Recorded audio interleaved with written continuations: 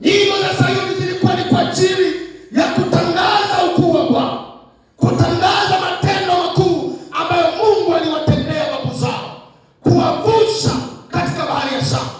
Nyimbo za farasi na mpanda farasi ameangushwa baharini. Haleluya! Zilikuwa ndio nyimbo za Sayuni, nyimbo za ushindi. Wana wa Israeli wakalazimishwa waziimbe.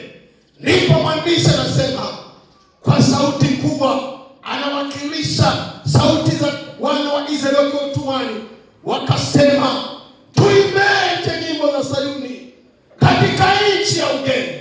Tuimbeje nyimbo za Bwana Mungu wetu katika nchi ya ugeni. Kwa sababu gani? Katika Babeli kulikuwa na miungu mingi. Kwa hiyo kama wangeimba nyimbo za Sayuni katikati ya Babeli, walikuwa wanaitukuza miungu yao.